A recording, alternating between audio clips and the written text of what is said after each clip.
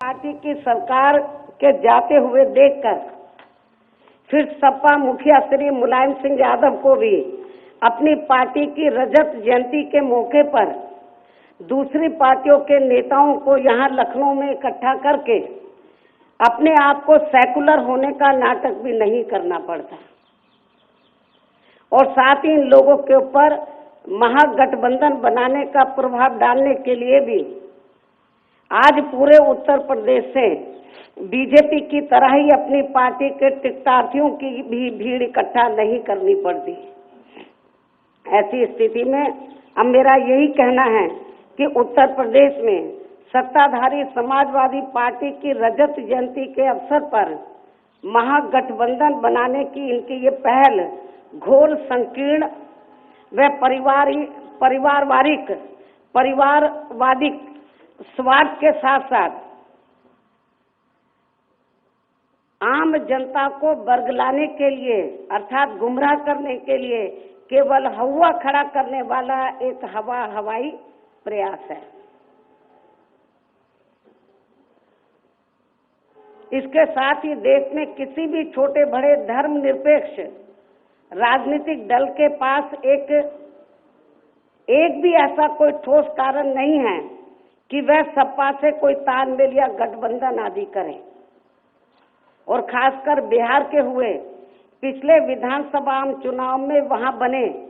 महागठबंधन को तोड़कर सपा द्वारा भाजपा से मिलने के बाद के काफी कड़े हुए अनुभव के बाद तो अब सपा के साथ इसकी कोई गुंजाइश भी नहीं बची है। ऐसी स्थिति में अब सपा भी अपने इन गलत कर्मों के साथ साथ भाजपा से अपनी आपसी अंदरूनी मिली भगत के कारण भाजपा की तरह ही काफी अलग थलग पड़ गई है। इसलिए सपा से कोई भी तालमेल व गठबंधन आदि करने का मतलब है सीधे तौर पर भाजपा को मदद करना, जिससे अन्य दल भी सचेत रहें तो ये उनके लिए भी बेहतर ही होगा। वैसे भी अब ये सर्वविदित है कि इस समय आपसी स्वार्थ में सपा का पूरा परिवार बटा है, पूरी सपा पार्टी बटी है, जिसकी खास वजह से अब इनका जनाधार भी बटा हुआ है और ये सब सपा के हर छोटे बड़े प्रोग्राम में हमें देखने के लिए मिल रहा है और आज भी काफी कुछ देखने के लिए मिला है। 3 नवंबर को भी देखने के लिए मिला है। उनके चेहरों से अलग स्पष्ट हो रहा है और मारधाड़ से भी, झंडे उतार के फेंक दिए डंडों से भी मारधाड़ हो रही है। तो ये सब हमें इनके सभी छोटे बड़े प्रोग्राम में देखने के लिए मिल रहा है और आज भी काफी कुछ देखने के लिए मिला है। और अब ऐसे हालातों में सपा को किसी के द्वारा भी समर्थन या वोट देने का साफ मतलब है कि भाजपा को मजबूत करना व उसकी घोर संकीर्ण मानसिकता वाली खासकर दलित, पिछड़ा व मुस्लिम विरोधी भाजपा सरकार बनाना, अर्थात गरीब, मजदूर विरोधी, किसान विरोधी सरकार बनाना। इतना ही नहीं बल्कि सपा द्वारा अधिकांश ऐसे दलों से महागठबंधन करने की बात की जा रही है जिनका अत्यंत ही सीमित प्रभाव यहाँ उत्तर प्रदेश में है।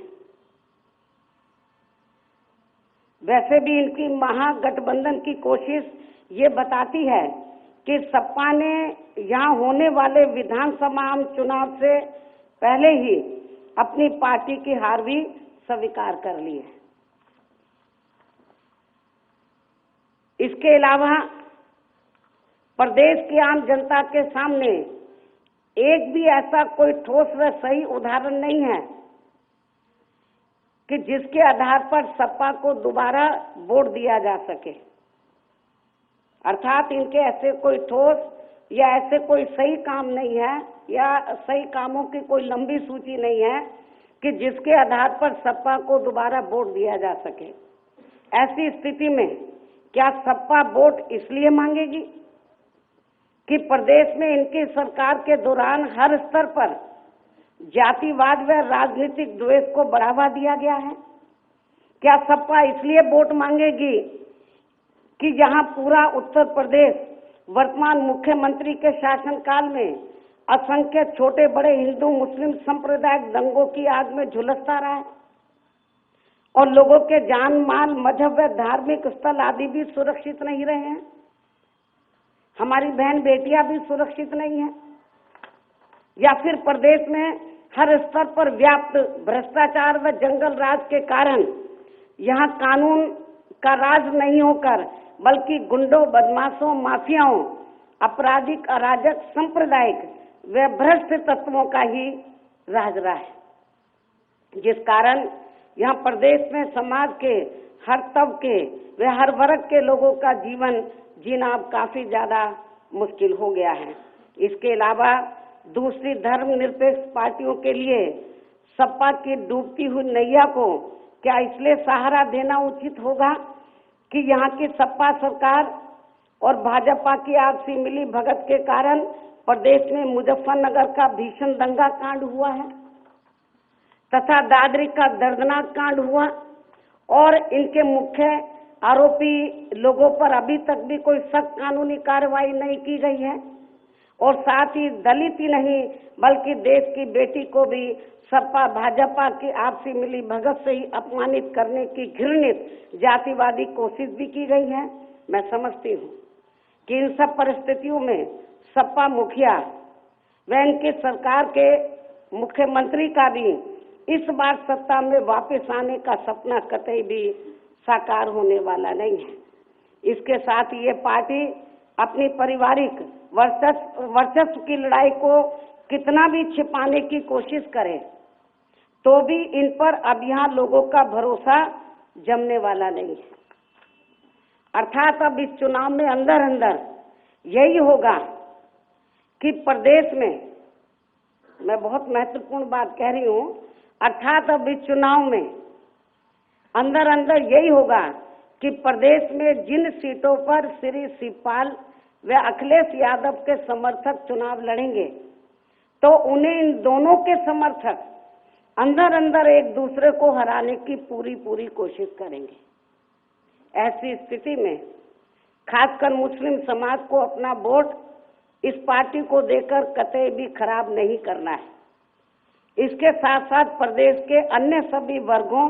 व धर्मों के सेकुलर लोगों को भी अपना वोट अब सपा को देकर खराब नहीं करना है, वरना इसका सीधा फायदा बीजेपी को ही मिल जाएगा। और अब मैं अंत में अपनी बात समाप्त करने से पहले ये भी कहना चाहूंगी कि भाजपा ने भी आज प्रदेश के सहारनपुर जिले से जो अपनी परिवर्तन यात्रा की शुरुआत की है, तो इस संबंध में भी हमारी पार्टी का ये मानना है कि भाजपा किस प्रकार का निरंकुश तानाशाहीपूर्ण तथा गरीब मजदूर किसान विरोधी एवं बड़े बड़े पूंजीपतियों व धन्ना सेठों की अंध समर्थक जैसी कैसा घातक परिवर्तन देश में लाना चाहती है, उसका थोड़ा नहीं बल्कि उस बारे में बहुत कुछ प्रधानमंत्री श्री नरेंद्र मोदी के लगभग आधे शासनकाल के समाप्त होने के बाद देश के लोगों ने देख लिया है। और इसके बाद अब ये आम धारणा बनने के साथ साथ मीडिया जगत भी इस नतीजे पर पहुंचने लगा है कि भाजपा के शासनकाल में देश में लोकतांत्रिक मूल्यों का भी जबरदस्त तौर पर हनन किया जा रहा है तथा एक प्रकार के निरंकुश तानाशाही में देश बदल रहा है। अर्थात एक प्रकार से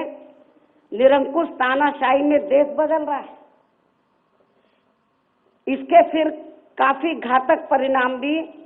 हो सकते हैं, जिसके लिए देश में विभिन्न स्तर पर संघर्ष लगातार जारी है। छोटे बड़े स्तर पर पूरे देश के कोने कोने में विभिन्न स्तर पर संघर्ष लगातार जारी है और आने वाले समय में उत्तर प्रदेश ही नहीं बल्कि आगे चलकर देश के विभिन्न राज्यों में भी और अंत में सन 2019 में केंद्र की सत्ता से भाजपा को बाहर करके देश में लोकतंत्र को बचाना है और तानाशाही को भी बुरी तरह से परास्त करना है। इसके साथ ही केंद्र की वर्तमान भाजपा सरकार देश की सीमाओं को भी पूरे तौर से सुरक्षित नहीं रख पा रही है और हमारे जवान लगातार शहीद हो रहे हैं। परंतु फिर भी यहाँ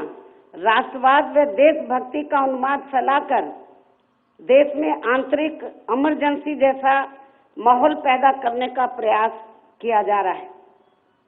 ये अत्यंत ही चिंता की बात है तथा बीएसपी इसकी सख्त निंदा भी करती है। और इसी क्रम में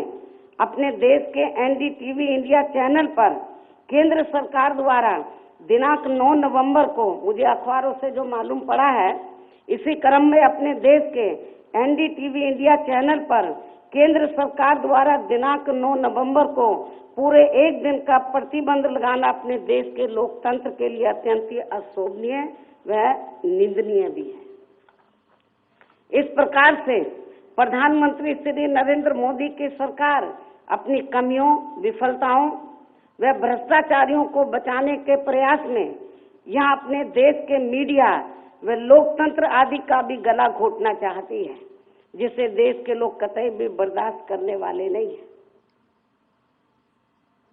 इन्हीं कुछ खास बातों के साथ